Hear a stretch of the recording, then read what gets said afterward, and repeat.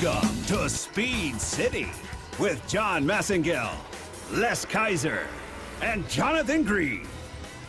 It's the fastest hour on the radio. Speed City. Good evening, Gearheads. Welcome to your Sunday night with Speed City. There you go. It's John Massengale. That was Les Kaiser. How are you, Mr. Kaiser? Oh, man, I'm doing good. Been out at the track, Circuit of the Americas track, when I say that around here. Out there all weekend, having a good time. SVRA, Formula 4, Formula 3, Trans Am, 1 and 2. I know. Wow. It was pretty amazing. And that's where our friend Jonathan Green is, because he is not joining us tonight because he was the commentator for most of that all weekend. Yeah. I don't think he could say that anymore. That guy and Adam Andretti was on, and all the usual others that we see out around there. Really, they did great. It was a lot of fun. There was some seriously good racing, and my favorite were the nostalgic racers. I know. SVRA is so cool to go see all those cars, man. I forget It's awesome. what the count. I think somebody said around 700 cars there this weekend. All on track together? Yeah, cats and dogs. Well, But to give you a perspective, Lot A was nearly full, and I will say it was like a support pack. half of that was a sport paddock. All of the primary paddock immediately behind the garages was full, and then the secondary paddock was quite full as well. Plus, there was a car show over in the amphitheater on Saturday, and so there was a lot going on. Folks wearing every brand and flavor of shirt you can imagine for the teams. Well, It was so cool. While you were out strutting around COTA, being the mayor, kissing babies, signing autographs, I was at home. Did not kiss that baby. I was at home watching the Las Vegas F1 party on I YouTube saw and that. Moto GP, NASCAR, a little bit of everything. In fact, we're going to talk about all of that tonight. Oof.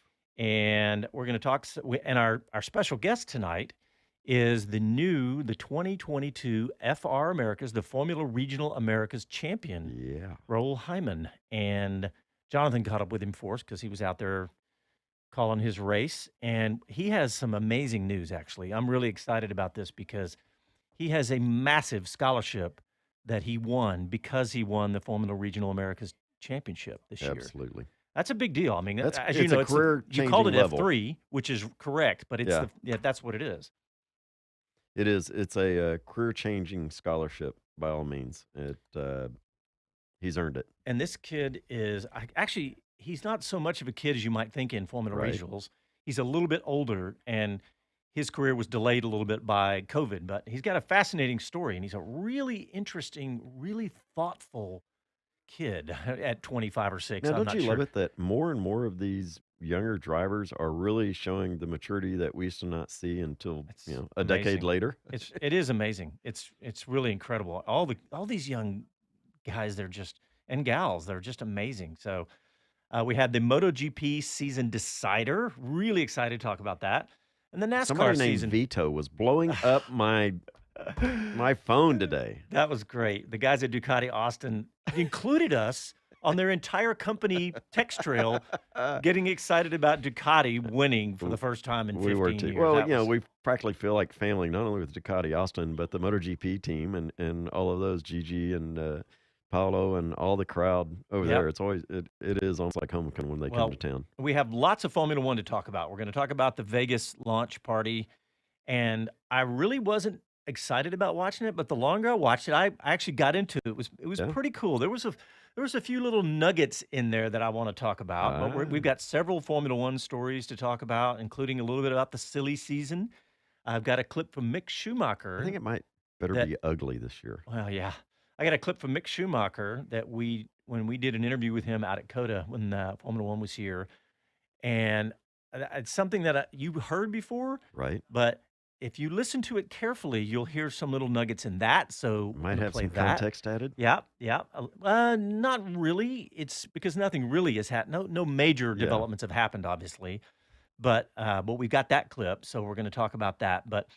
And several other stories in Formula One that I want to touch on. So, and we are going to talk a little NASCAR, and we're going to talk some details about why we don't talk much NASCAR tonight too, because we don't normally. We're Yeah, that's consumed with true. everything else. But Well, now I jokingly say that we only talk about racing that turns left and right on purpose, and But NASCAR turns left and right here in Austin, Yeah, my they do. friend. They do. Glad to have them. Put that in your pipe and smoke it, they said. Yeah. All right, so let's talk the Formula One launch party because it was a pretty massive event, and they had a bunch of Formula One stars, and it was hosted by David Croft. Yep. And I searched for the girl's name that hosted it. I couldn't find who she Oh, was, but yeah. she did a great job, She actually. did. She did a real good job. I've been seeing her do spots on F1 weekends, and she is well spoken. She knows the sport. She knows the drivers, obviously, and so that's really becoming well noted. And she did great presenting. Yeah. Well, the launch party was basically just this big Vegas-like craziness, right? It was As it should be. That's right. It was last night at 10 p.m. Austin time, so I guess that's or was it? Yeah, it was 10 p.m. Austin time. So 11 or 12 Vegas. What does that make it? Yeah, it Midnight is. Vegas, I think. And so they had Hamilton and Russell driving the 2021 Formula One car. They also had Hamilton driving the safety car, the AMG. Yeah, with Russell side. Yeah. Yeah. And they had Checo driving the 2011 Red Bull car. And if Casey, our producer, has that Twitter video up, I want to play this because I want everybody to hear the sound of a 2011 V8 revving to 18,000 RPMs because it is awesome.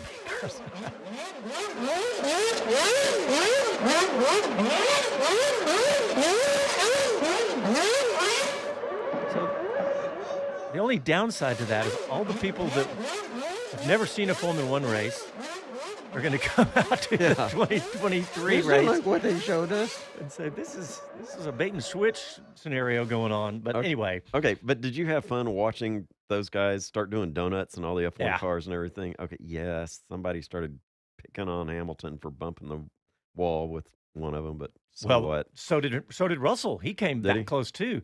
But did you see what happened? Of course, Hamilton did a giant smoky burnout. I mean, like where you couldn't even see the car. Yeah. And I didn't know what had happened, and the smoke cleared, and he was parked because he was right. He said he didn't hit the wall, but I couldn't tell, but he was right up against the wall. He said he Pretty lost funny. where he was because the smoke covered up and he couldn't see the buildings anymore, and so he just stopped. Yeah. Well, I don't Well, he blame was him, but pretty close when he stopped. Yeah, he was. But I'm going to say, I saw a voting poll during that show who did the best donuts. Hands down, in my book, Checo rocked it. It was so much fun. I swear the guy was dancing in the car at one point, both hands out of the car still doing donuts, and he looks like he's doing, I don't know, some kind of cool John Travolta move or something. It was pretty good. It was fantastic, actually, watching Checo. And that was a really good combination of drivers to bring to that because Hamilton being, I mean, darn near the face of the sport for the last 7-8 years. Sure. And he was a great ambassador. He had a big smile on his face. He looked really relaxed. He looked like that he was really happy to be doing this. You could easily see somebody. Let me guess. He finished up and said, "I have the best fans here in the world. No, Y'all are the he best didn't. race." He didn't do that. Not the routine. Okay. No, he didn't. He just had. I mean, he seemed like he was truly enjoying himself. I'm teasing. I did. And see he it, and he was. He was, waving out of the car, and then at one point he was a passenger in the safety car, and he was just waving and having a good time. And it really came off pretty good. And Crofty did a good job, and so did this woman. I don't know her name, but she did a great job. I did laugh at one thing. They introduced them, and they had these big videos and this pomp and circumstance. And the introductory video for George Russell, was him crashing into Bottas. I think it was Imola last year. Oh no! And I was like, so did they just do a search for B-roll video for no George kidding. Russell, and they showed him We crashing? found lots of this video. It must be important. Andy P on YouTube, Naomi Schiff. That's right. Thank you. She's Andy. the presenter and former W Series driver. That's right, Andy. Thank you very much. And hey, everybody on YouTube, lots of howdies. And a good morning from Thailand, from TNW. Hey. But yeah, she was great, and I thought the event came off pretty good. Did you guys like it? I mean, everybody listening right now, I thought it was. I haven't. It was fun. It was fun. Yeah, I haven't got to talk to my buddies that are there in Vegas, but I will say here a couple of weeks ago when we did speak, they said, okay, Vegas has now woken up to Formula One because, it hadn't been a couple of months ago. They're like, "Pff, hadn't heard a thing about it. Mm. Hadn't heard a thing about it. We know it, but nobody else seems to know it kind of thing. And so I'm really interested to see what happens. Now I am hearing that many of the hotels are sold out, and those that aren't are, crazy astronomical pricing. And so, I can't stress enough, get your rooms now. Yeah, no doubt. And The park start bench your in front of start the your fountain savings is account ours. too. Yeah. Man, I was looking at some of the ticket prices, and we may get into that a little bit too. But it went off really, really well. There's a couple things. Oh, I did you happen to see the lap time? They did a, with Naomi on the simulator, and they let her do the whole circuit, and she Yeah. did a pretty good job. That's what I Clearly, heard. she had been practicing because Yeah. I guarantee you, anybody, if they just stepped into that, wouldn't have done as good as she did. I did hear about that, and I thought that was cool. But I wrote it down. It was a minute 41:72, and if you compare to COTA, that's I know this is crazy that we're even talking about that, but it's something. It's a starting point. We're It's all we're something. all, Yeah. starving for some tidbit on this. Yeah, but it was a minute 41, so I thought that was fun. Um, You know, I was watching George Russell when he was coming down the straight. At one point, they did a bunch of straights on the Vegas Strip. It was right. just amazing. And I know Hamilton's car was lit up with neon underneath, which looked cool at night. Yeah. I don't think they're probably gonna do that for the race, but I don't know. but It actually, well, yeah. I mean, how many grams? these cars were obviously higher off the ground for one, Yeah, yeah. but And yeah, they were that last was year's car. I interesting. think there was a 21 car. If anybody knows different, let me know. But I think it was a 21 car. The first thing I noticed, did have big side pods. I went, aha! So this is not Yeah, clearly not this year's yeah, car. they But won't do that. but yeah, it was. I was sitting there watching Russell come down the straight, and I noticed he was burning the tires going down the straight, but he was also had his front right locked up. I wonder if he was playing with almost like a line lock for Yeah, drag racing. I was wondering yeah. if he was playing with the brake bias so he could burn Keep out it going going. down the straight, but keep Probably the. so. But yeah, that was pretty cool. And that look, All in all, I mean, I would have loved to have been there. yeah, That was a great event. The crowds that were lining the streets, they looked totally enthusiastic. There's a lot of cool video out there. hmm A lot of attendees, just I mean, folks out there with their phones videotaping it, have some really cool videos. But you started to say something about the pricing. Well, yeah, things are way expensive. Compounding being in Vegas, but the one that somebody sent me was, can you believe this? $2,500 for 3 days. For a 3-day ticket. Well, I dug into that particular one more so, and it's a grandstand ticket, 3 days, all your food and non-alcoholic beverages are included. mm. So, realize don't compare it apples to apples. This is some different packages, but yeah, they're pricey. Before we go to break, I do want to bring up some couple of not really horrible news. We had a couple of people in our sphere of motorsports pass away. Mauro Forghieri, the Ferrari technical guy turned technical director, and he was active many decades ago, but he passed away. And Ferrari's history would not be anywhere without him. He was 87 years old, and I absolutely wanted to mention him. And then, of course, the news we got today about Corey Gibbs, that was just horrible. Son of Joe Gibbs, NASCAR team owner and Hall of Famer, and NFL Hall of Famer, and father of an Xfinity champion, his son, who just won the race Right. uh, last night. I Yeah, mean, Ty Gibbs. Yeah, that was just. I don't. Clearly, there's a lot more to this, and I don't. And of course, the horrible, even worse, is that he died at 49, the same as his brother did, just I think 3 years prior, yeah. like in 2019. It was horrible, but Yeah, I didn't really let's go and start some see any music to details break. over what it is, but certainly I hope they check that out. Yeah. I know of a family that has dealt with the same thing. Truly, within a year, lost a couple of their Yeah, kids. well, this was Corey Gibbs. He was 49 years old, and rest in peace and prayers to his family. We'll be back after this.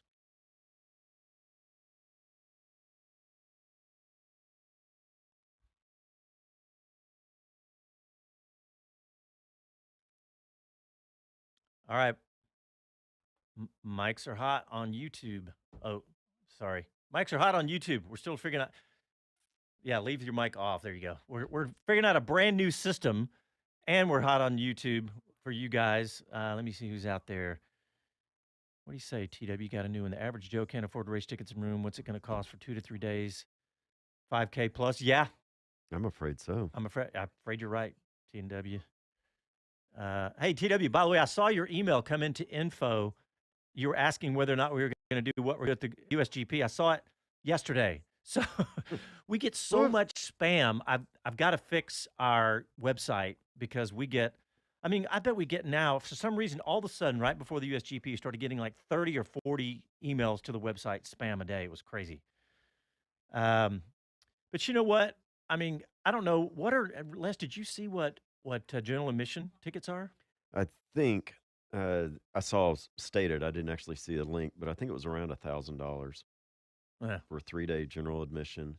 And the general admission were also extremely small areas of general admission. Was what, and like I said, and this was in a forum, so I don't have links to share, but yeah.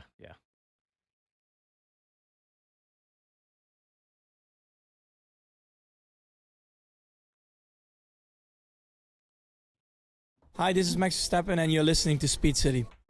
Welcome back to the fastest hour in radio, Speed City. All right, we're going to talk a little NASCAR, which is something we don't normally do, and I wanted to say why. We haven't said this in a few years, probably. And one, we are so focused on Formula One because we do the Formula One pre and post shows on national radio, so we're consumed by it. And it didn't come to COTA, where we live here in Austin, until recently. We had 2 races now, and it's not because we hate NASCAR or something. no, We just definitely not. honestly, we just don't have time. We don't have time to fit.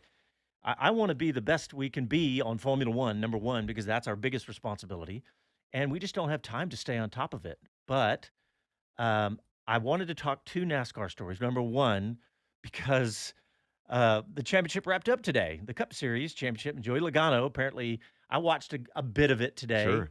Had a pretty dominating race today, which was fun to see.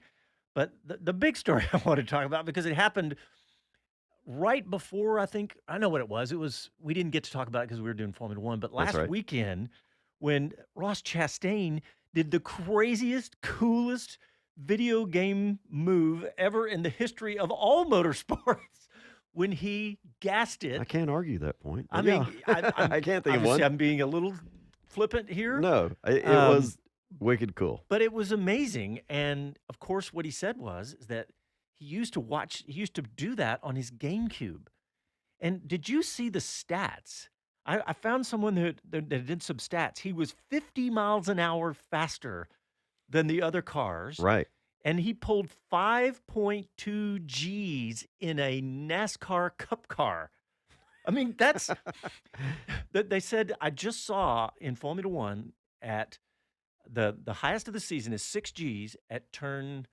It was back on the S's at COTA. It was Right. 6 Gs. So this Cup car was pulling more Gs than you typically see Using in a Formula One different car. approach in technology. Yeah. Oh, and so if y'all don't know what we're talking about, I mean, the short version is, They have to know if they're breathing. you've got to know, but you got to see the video. And I know some of you probably heard the news elsewhere, but anyway, he goes up against the outside wall of the curve and just pins the throttle, staying against the wall, running around. But what was amazing is how little damage to the car there was when Yeah. he was done. Now, 2/3 of that curve was scraped on the outside, and now is probably going to be, to me, that is going to be the topic. So you willfully made contact with the safer barriers, damaging them because they are a service item or replacement. So then the track promoter has to invest in that to bring it back to the spec it was before the race. And I'm not talking just visually cosmetics, whatever, but truly the structural part of it. I have not seen anything follow up, but there's been rumors that NASCAR may address that through fines and penalties related to the amount of damage done to the wall. Well, of course, that's the first thing we all thought, okay, that's the last time we'll ever see that. They'll change the rule on Monday. But the only thing that I've seen so far, and again, we're not NASCAR experts, but is this story that said NASCAR officials don't plan on changing the rule after Ross Chastain's wall ride at Martinsville. So I don't know. That could easily be. I can't believe that they wouldn't. I mean, it doesn't make any sense. So No, but you know what I'm thinking is going to change now? At least it would in my garage.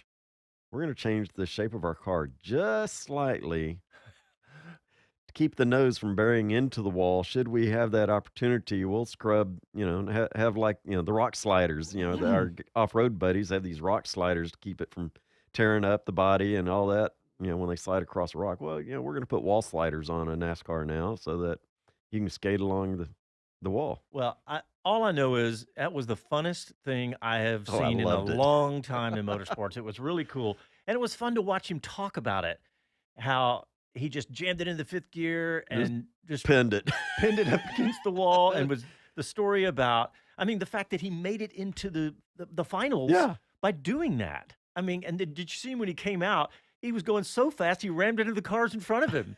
Love it. It was sorry. It was really fun to watch. I'll have to say it was a blast. So we will definitely be following that. So hey, let's talk some two-wheel action. How about that?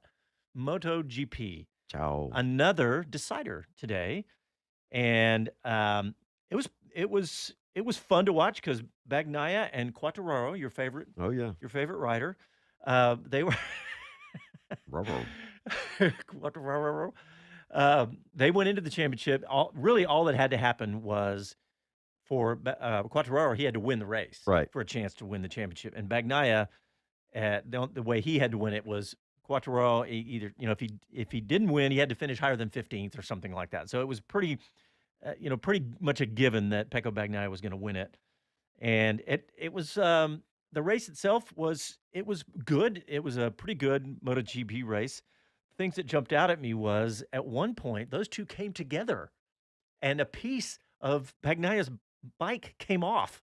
And I was like, oh, great. So they're going to just tiddly bits. Yeah, they're going to destroy all the anticipation right here in about the third lap. But they kept going. And it was really a pretty minor thing. But, oh, man. But what a big deal for Ducati. Like we said, our folks here at Ducati Austin, who sponsored us for years, really since day one, 10 years now. Yeah, they're one of our.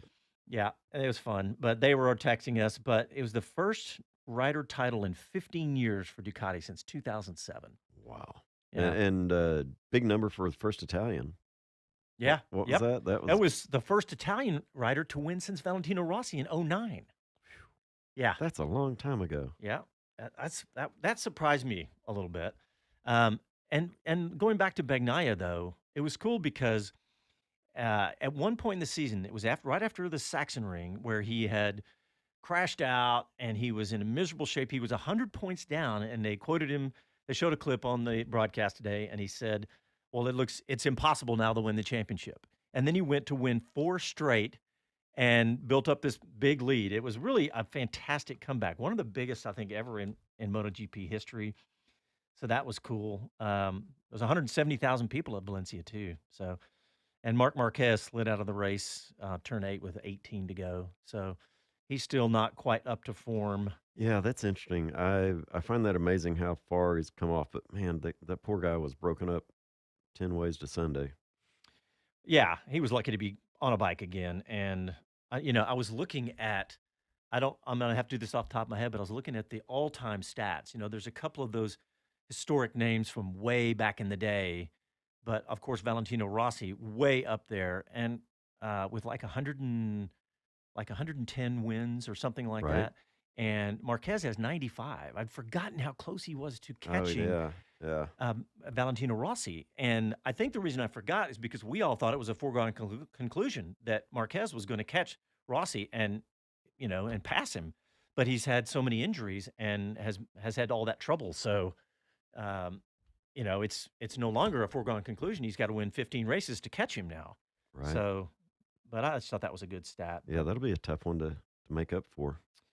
All right, well, let's get a break in, gentlemen. When we come back, we're going to have our interview that we did, but we're also going to talk lots more Formula One. There's a lot of stories we're going to touch on. So you're listening to your Sunday Night with Speed City. Back after this.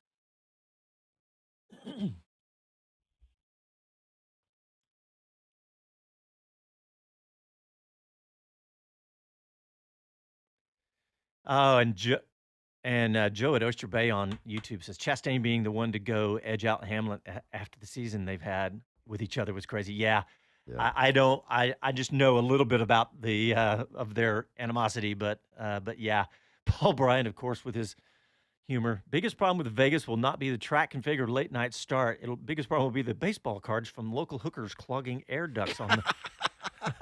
I guess he's talking about that's the way they used to advertise.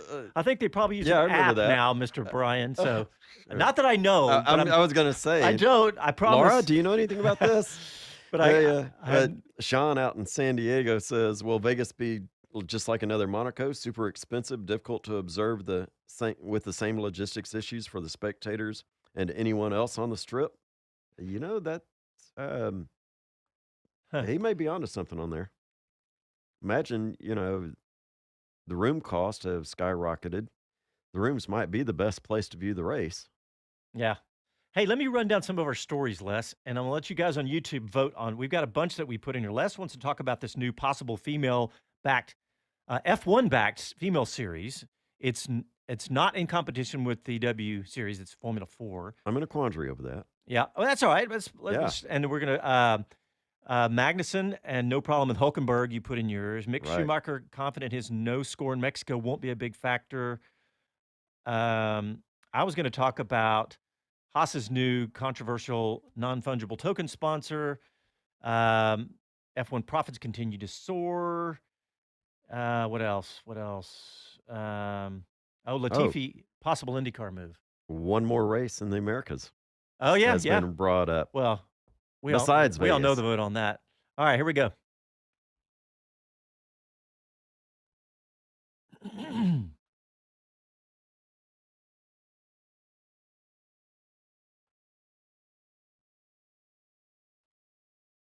Turning my own mic on. Hello to everyone. This is Gunther Steiner. This is Speed City. Welcome back to the fastest hour in radio, Speed City. All right, before we go to this interview, and the interview is with Formula Regionals champion Raoul Hyman, I just want to, when Gunther came back on, it reminded me, it's like we've done 10 years now, which we've celebrated a lot. It's funny, COTA's 10th anniversary, so was ours. Yep. And we were on before COTA was on. We were on before COTA was on. That's true. We went Formula live March Expo. of 2012, and our first radio show was the Formula Expo at the convention center in Austin.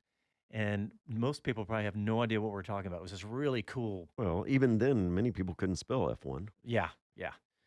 But it's just fun being out at COTA again, getting a bunch of interviews, sitting with the guys. I think my favorite interview of all those was Valtteri Bottas. I don't know. This weekend? Yeah. Or, at USGP. It was, Gunther, it's hard to say that when you interview Gunther because it's always an amazing event with Gunther. Well, somebody asked me, it was like, okay, how much of that, is any of that scripted, did I think? And I said, no. I said, honestly, I think part of it is we've come to know Gunther, and we're not going to, we're not one of the gotcha groups that tries to get something, and he's real relaxed, and he'll just, spill the beans if he wants and tell us how, he'll hug the whole paddock. I would have fucked the whole paddock. There you go. Y'all two did not team up on that. I'll let you know. The producer and Les did not, or maybe he was already reading ahead of the crowd there. There you go. Well, anyway, we had a blast again. It was so much fun. And so we talked, and some of the stuff that y'all didn't get to hear, I don't think, was we got to talk to him before things got rolling, and we talked about his gravel bike racing and mountain biking and all that kind of thing. And I invited him out the following Thursday night to go mountain bike riding and end up at a favorite brewery. And unfortunately, he had to leave Wednesday. Yeah. All right, well, let's go to this interview. And this is the 2022 champion for the Formula Regional Americas F3 Series. And he just wrapped up the championship right here at COTA, where you were all weekend, you and Jonathan. And he has some really fantastic news about what not only the championship, but what happens after that. Here we go. Well, I'm sitting here talking to the new 2022 FR champion of the United States, Raoul Hyman. We've known each other a couple of years, but it's no surprise you've won all the races pretty much, but what a dream come true. Yeah, truly. I mean, it's a huge answer to prayer. I mean, this is something that we've been praying about for years now. I mean, firstly, to be back in a car after having that long layoff during the pandemic. It was 2.5 years before I even sat in a car.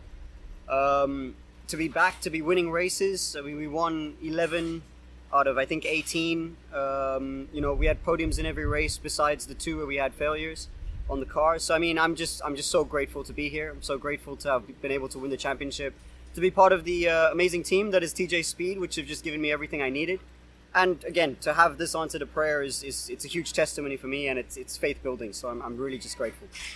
More importantly, you've got an amazing offer from Honda to extend your career now. And I mean, you're around the world. There's not often these opportunities come about. Yeah. Tell us what it is. I mean, look, when the scholarship was announced, I knew that this was something I needed to, seriously consider and try and be a part of. I knew that if I was to be able to come back and go into racing again after having a 2.5-year layoff, there needed to be something at the end if I was able to win, because we don't really have the funding to be able to just fund our way all the way to the top or into a professional seat in single seaters. So I needed to have some sort of not a carrot, but something at the end of the season that I needed to work towards. Obviously everyone has the same opportunity in the championship to try and win the scholarship, but as long as I could position myself in the right way and I could win the scholarship, I knew I could extend my career by another year and give myself a shot. So that was the main reason as to why I came to the championship, and I'm really glad that Honda have had this initiative. I'm glad that I've been able to come and compete in this championship, and now to obviously be able to be the recipient of the scholarship. It's a pretty awesome feeling. And what do you know about Super Formula? I mean, Formula Nippon as it used to be called, but a very prestigious championship that has seen the likes of Pat O'Ward, Pierre Gasly, you name it. I mean, some really great drivers have come out of Japan. Yeah, I mean, it's a championship that I've followed for a couple of years now. I mean, they're the fastest cars in the world outside of F1. I mean, I was looking to go race in Japan in Super Formula Lights, the F3 championship out there, in 2020. But then obviously when the pandemic hit, there was a few different things like the travel restrictions and so on that just didn't allow me to go and take that opportunity. And then it was just, we didn't have the opportunity to go back there in that period. So when the scholarship was announced to go, for this year, if I could win the championship, that was what we wanted to do. But I mean, for the championship itself, it looks pretty amazing. The innovation on that side of the world is I mean, it's really high level. I mean, it's a championship where there's manufacturers competing against each other. I mean, it's the home of a lot of the tire manufacturers like Yokohama, Bridgestone, and so on. So I mean, it's really an exciting proposition. It's an amazing championship, and to be part of a brand like Honda, going out to represent them and have their support in the championship, it's really a dream come true. We first met back in New Zealand at the Toyota Racing Series. How much have you grown as a racing driver, pandemic or no pandemic, since then? I would say quite a lot. I mean, I think I've grown as a person in the time in between. So actually, whilst the years out of the car have been a huge struggle, personally, I think in that time I've managed to mature. Well, not managed. I've been able to mature, thank God, and learn a couple lessons myself. I'm more mature in the car now, calmer. I think my work ethic is better. The understanding of the dynamics of the car and just my own performance is better as well. And that's really given me confidence to come into the championship this year. And then, of course, being out of the car, there's a few things that you can't really develop. But this year I've been able to really focus on those things with greater awareness of myself, how I needed to improve, what I needed to do to improve. And I've had an amazing team of people around me that allowed me to do that and make those steps forward. So I think, yes, I have grown as a driver since then. I mean, it was only the last year that I raced before this year, but it was a few more years in between. So I'm glad to have seen the progression, and I'm really hoping that I can continue that. How important was that series to you? Because I'm sure the headlines will now go around the world that you're heading to Japan. But as a sort of graduate from TRS, do you thank you for your time there? Definitely. I mean, I think every championship that you go to, every car that you drive, every different engineer or team that you work with is beneficial, because you learn something new about them, about yourself, about different types of cars and how they behave. And I think TRS, the one thing there is that it's 5 weeks straight. So you're fully immersed in it's like one long race weekend, basically. I mean, it's a championship, but you're there for 5 weeks. You've never gone home. You don't really have time to reset. And to be immersed in motorsport for that long, at a competitive level, that's always beneficial. So I think that will obviously have helped. It's always hard to quantify how much, but a lot of the time you look back and you realize how far you've come. I'm sure TRS was a part of that as well. And finally, ironically, there's a young man from here in Austin going over there to work with Giles Motorsport, as you did all those years ago. His name is Ryan Sheehan. What advice or do you think he's in the right place at the right time? I think it's a great championship. Giles is a good team as well. And I think definitely to just go out there, to take every opportunity that's there. I mean, the one thing about that championship is that you need to make sure you're at the front all the time. The DNFs really count because of the point system. But I think because everything happens quite quickly in the 5 weeks, you really need to try and be on top of your game at all times. But I'm sure Ryan knows that. He's a great driver. I'm sure he's going to be able to go there with his own game plan. So, I mean, I'm not really in a position to give advice, so I'd just leave it to him. I'm sure he has his own way of doing it. Finally, on a personal note, man, sky's the limit. Super Formula. I mean, can you believe this? Yeah, I mean, it's pretty amazing. As I said, we look back 10 months. I mean, at the start of the year, I didn't know what I was doing, as in terms of racing. And we didn't have a seat, we didn't have an opportunity. And to be here now, I mean, it's just, I'm over the moon. I'm grateful to God, and just, I'm so grateful to all the people that supported me, like my parents, my family, my friends as well. And of course, the team that made it possible in the sense of the support that they gave me, engineering and generally as well. And then of course, the championship, Formula Regional Americas. It's a great championship. I'm a proud recipient of the Pirella Powering Diversity Scholarship as well, which was beneficial for me to be able to come and race here. And yeah, as I say, I mean, it's hard to believe. It hasn't really sunk in. Maybe on the cool-down lap in the last race, but I still think that it's still yet to sink in. But I'm really grateful to be here. Well, congratulations. We'll be watching you next year. Thank you. This is such a huge deal, and I have something I want to get into, but I know you have some comments Yeah, too. well, it is. And if you haven't heard of this before, I mean, from the legendary years to now, you've got Michael Schumacher, came through there, his brother Rolf, and even recently you've got Pierre Gasly and Stoffel Van Dorn In Super Formula. And so this is absolutely a stepping stone towards F1 for these guys. And those that are really sharp on it and look at what those folks ahead of them did, this is one of them. And so it's huge to be sponsored into it or scholarshiped into it. I hope you guys and gals like these interviews with these young drivers, because we had some young drivers back in the past. You might have heard of them, Lando Norris. Who else we have? Lance Stroll, Alexander Rossi. We've said all these before. Anyway, yeah, these guys long ago. Yeah, it's pretty cool to get these guys on the way up, because didn't watch their career. But the first thing I thought of when I was thinking about Super Formula after the prestige of the people who've come through it, I thought, okay, how does the world see it, and the way to measure that? I thought, what's one way to measure that? Super license points. So I looked it up, and Super Formula is on par, actually, in fourth position, same as IndyCar. Ooh. Now, if you think about it, if you look at the speed of cars, you could argue. I don't know if there's been apples to apples anywhere like we have had at COTA, where we had Indy cars and Formula One cars, but I thought Super Formula may be the second fastest car to Formula One cars, but I don't know that for sure. But as far as the super license points go, it's less than Indy on first position. Indy's 40 points, Super Formula's 25. And then in between those two, you've got FIA Formula 3, Formula E, and World Endurance Hypercar, all at 30 points for a first position. Right. And Super Formula and Formula Regional European in the same class. Well, So, I think it goes to show sorry, that, the same points as first position. and I think that's one of the things that, the more I get to speak to other folks about, why don't we have American drivers in Formula One, and, where are there American drivers? And it's like, well, honestly, a lot of them are not aware of these other series and to go there, or it takes substantial money to go there, things like that. I mean, it's not something you can just show up and walk in and play a pickup game in the park with. Yeah, and he's going to have a heck of a resume, because he's done, like, Toyota Racing Series, that's a box you tick. Yep. But champion of a Formula Regional in the Americas, that's a good one.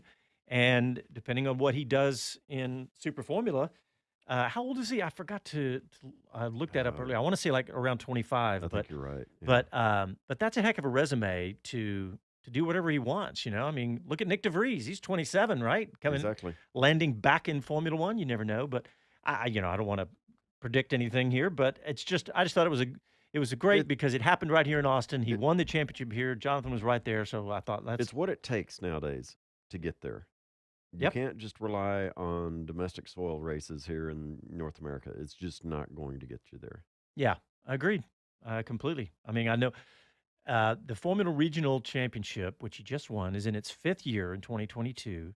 And let's not forget who all's come through there. Kyle Kirkwood, Yep. who won the first one in 2018. Then Dakota Dickerson, a name you've probably heard. Linus Lundqvist, who just won the Indy Lights Championship, came through Formula Regionals. And that was in 2020. And then Kiffin Simpson in 2021. So there's been some pretty amazing names that have come. This series is building quite the reputation now. It's, I don't know what prestige-wise. I'd like to compare that to Indy Lights side by side. Right. That we don't have enough time for that, but anyway, Formula Regionals, who just wrapped up their season here, along with Formula 4. Our local kid, Ryan Sheehan, did not win the championship. It was a crazy long shot, but he's going down to Toyota, so that'll be fun to see. All right, guys, let's take a quick break, and when we come back, we're going to have that interview that we did with Mick Schumacher and some other Formula One stories. Your Sunday Night with Speed City, back after this.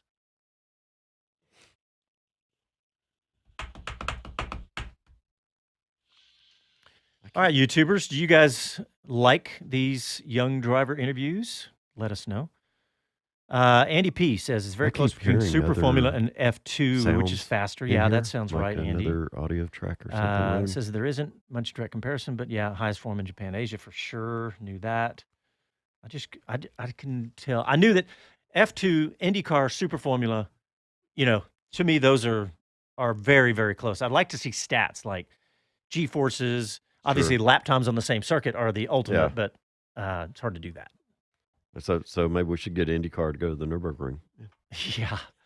No, we need to have IndyCar come back to COTA is what we need. I am ready for that. And being out there today, folks, seriously, this is one, okay, yeah, we're all big into F1.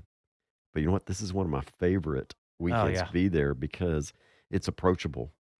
And, the car owners are putting kids in cars and letting them sit in them, get pictures and all that kind of thing. It's a lot of fun.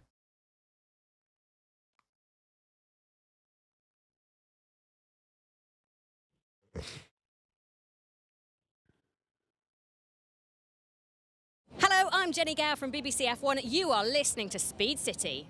Welcome back to the fastest hour in radio, Speed City. All right, welcome back.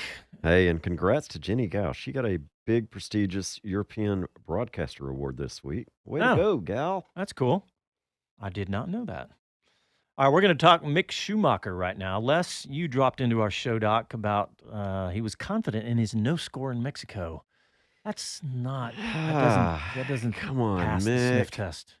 Exactly. That was my point with that is, Good. We haven't talked about this at all, so okay, good. Yeah, and that was exactly my point with that is, it's not important. No, I'm afraid it is. You keep not gaining points somewhere and go this long, and, there are other competitors in there that, say what you will, and as competitive or lesser competitive vehicles, and they're collecting points, you're not. You're going to be standing there at the music without a chair at the end of it. That's just it. The cakewalk is over. I love the idea of Schumacher being tied to Haas. I love the idea of Schumacher being back in F1. But honestly, I don't feel like it's delivered as we would expect. Sorry, did I not hit the talk back? Was I talking over you? I thought you were just whispering in my ear. I was trying to talk to the producer. Sorry. We have our new buttons that I haven't figured out yet. We're still working. I'm looking for the reverb. Yeah. And so it is, it's something else. I just don't feel like Mick has delivered as we expected out of, all the opportunities that he's had with that last name he's got, all the preferential treatment, to be quite honest, that he's had coming into the Ferrari Academy and all the Ferrari support that he's had. I know that's a pretty rough assessment, and I'm not going to argue.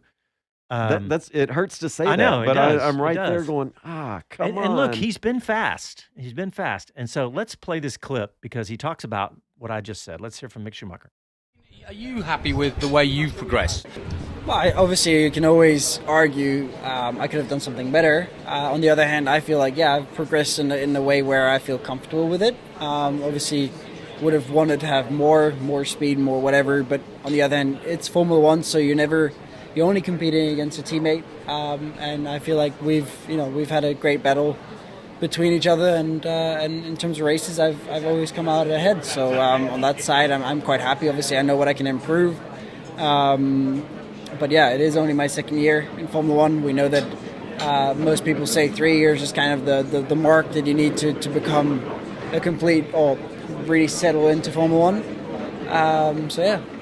There's more to come. What would you like to do? Would you like to stay, or would you like to see if there's more options for you elsewhere? Well, I definitely want to stay in Formula One, that's for sure. But here at HAAS, or? I'm happy where I'm at, yeah. Okay. The last question, of course, I'm happy where I'm at because Yeah. and at that point, Logan Sargent had been announced about 24 hours before that. But what I just noticed that he was defending himself quite a bit there. And the one thing he didn't talk about, which I wouldn't if I were him either, is all the crashes. Because I know for sure They've got the dollars and dimes counted for that. well, and I know for sure that Gene Haas has already commented on that. And that may have been the death knell. And Mhm. I mean, it's a really tough one because how do you know, right? I mean, do you agree with his assessment that it's the third year for a Formula One driver to really come into his own? That's a tough I don't tough think one. so. I'd like to see the stats I don't think on so. that. I would say, okay, the first year you're getting used to this car. They make some changes to the car, and y'all figure it out for the second year. And at least by the end of the second year, you ought to be there. And by the way, that was Thursday before the USGP is Right. when that interview was, Thursday afternoon. So, but okay, let me ask you this. What would you like to see happen with Haas? Well, I already put it out a few weeks ago. I'd like them to wind up with Daniel Ricciardo. It'd probably take a garage sale price to get him, but he's already paid for all of 23. I Yeah, think that and would he's be phenomenal yeah. for multiple reasons. Okay, the personality. We all love Daniel in the paddock. His maturity around the cars. He's well-spoken engineering-wise with his team members. But You know, he- Daniel's already said it. I'm done. He's yeah, he's ready to show up in 24. and of course the rumors are that he's going to be sitting over at the Mercedes garage doing reserve driver duties, and what better person to do all the things that come with that? But Oh yeah, it's he's a marketing machine himself in a Yeah. very different way, in a very different approach than Lewis Hamilton is the same. yeah. Did you So see where he was today, no, Daniel Ricciardo? He was in New Jersey. He was at the Bills Jets game at East interesting. Rutherford in New Jersey, and Why? he was rooting for the Bills apparently because the Bills retweeted the Bills retweeted McLaren, who had done a little Daniel Ricciardo, clip saying, "Hey, I'm at the Bills game." So he was enjoying some American life, which we know he does like to do. Yeah, he And really it's just does. cool that the Bills are retweeting that. It's just more indicative of this massive The growth that reach. we're seeing in the United States. Well, now. and quite honestly, how many times have you seen, NFL retweet,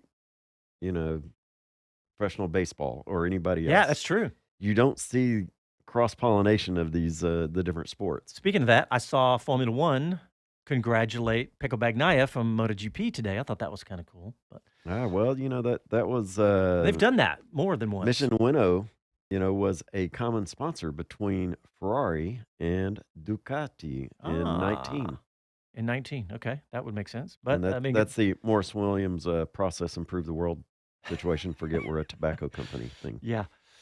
Let's go back to Haas real quick. Nobody voted for or against this on YouTube except for, who was it? Bill Ricker said NFTs are tulips.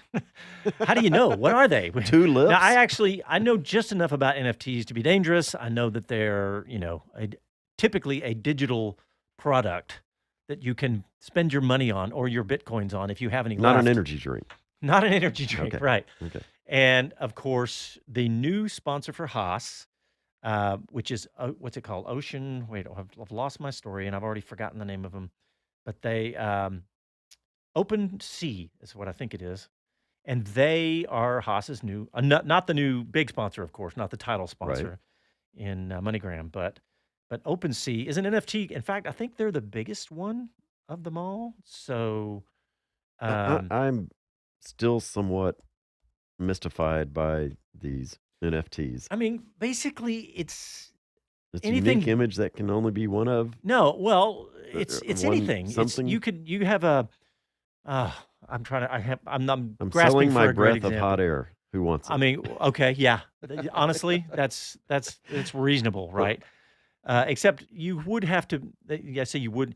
I guess you could sell anything you want. But the point with all of this is that Haas is getting some backlash, and they don't need it. They've already had Rich Energy, and they've had Uralkali, they've had Russian, and a crazy person in Rich Energy. They don't need any more backlash. And what the backlash is about is that NFTs they're just like cryptocurrency, where you have to mine them, and mining them means you use tons of computing resources. The bigger the crypto that you're talking about, the bigger, the longer it's in existence, the more that it mines, that you have to mine it, and the longer that trail is, the more computing power it takes. So now to mine a Bitcoin, it takes, I don't know how many watts and megawatts of energy. So they've become a anti-green thing.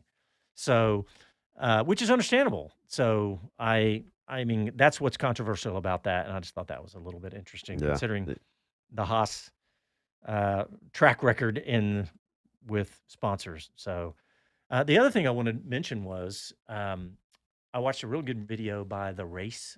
They have a YouTube account, and they did a whole video on the new tire blanket controversy that's going on in Formula One, how they're reducing the tire blanket and temperature and supposedly going to take it away completely. But the test that we all sat through here in Austin, which was some of the most boring 90 minutes of commentary we ever had to do on a microphone live at COTA. But the fact that they're trying to become more green, which the more this goes on, the more I like it. And I'm part of me, because I want to see what they can do with some of these fuels to be carbon-free fuels or for keeping our internal combustion cars or hybrids or whatever going. But it was interesting to hear this video. If you get a minute, go watch it, because it goes in like 15 minutes about it. But it talked about everything from just the rules in it, but how if we did that, then it's no longer the undercut that we're watching for, it's the overcut that we're watching for. Right. Because the tire temperatures, but the drivers, Magnussen, a couple others were like, I do not want this. I do not like it. We had a perfect test in Austin. It was hot, or it was at least warm all the time. And you saw how long it took those tires to get up to temperature. Yeah. And unless Pirelli has some magic compound, which they very well could, but I but mean, I they thought own that the was recipes. They can come out with an extra chewy, soft that's tire. true. But then would it? In other words, is it possible to do a tire that doesn't take as much warm up time? And the whole idea with that again is being green. They last year you could keep those tire warmers at 70 degrees Celsius for 3 hours. Right. I mean, so they were literally saturating that tire all the way to the core. So it was, and the wheel they're on. Yeah, and the wheel they're on. So that's that right. Some of them were that's a good point, physics-wise. messing with. It's been several years ago. Some of them were messing with the tire warmer themselves and getting the wheel to heat up more itself. Instead of it conducting through the rubber of the tire to the wheel, they were actually heating the wheel as part of it. So that was controversy in one of the series. Bill Rickard just commented, and that is exactly what I was trying to say, but he'd said it best. He said, but yeah, Haas needs their greenwashing least of all. That's really what Haas does not need any more sponsor controversy at all. I'm with you. I mean, after we thought Rich Energy was bad until we had a Russian oligarch who. Yeah. And it's just comical watching Nikita Mazepin. I said I would never say his name. It's just comical. If you want to go see the idiocy of what he's saying out there now about how he's going to resurrect his Formula One career, and it's just comical. I mean, Anyway. Yeah, yeah. All right, we're inside a minute. So that only leaves what? Satan? Oh, sorry. No, Dana Carvey, There you Saturday go. Night Live. Very good. Our generation. Yeah. All right, everybody. Hey, Age thanks test. for tuning in, and I hope you guys liked my open mics on YouTube. And thanks everybody for tuning in on the radio. Thanks to Casey for doing a great job of getting us all connected with all sorts of new buttons over here. And of course, next Sunday It's we'll almost be Christmas. Yeah, we'll be back in action with Formula One and on our national radios. Go to speedcitybroadcast.com to find out all about how to listen to that. Follow us on social media. And we'll talk to you next Sunday. Ciao, y'all.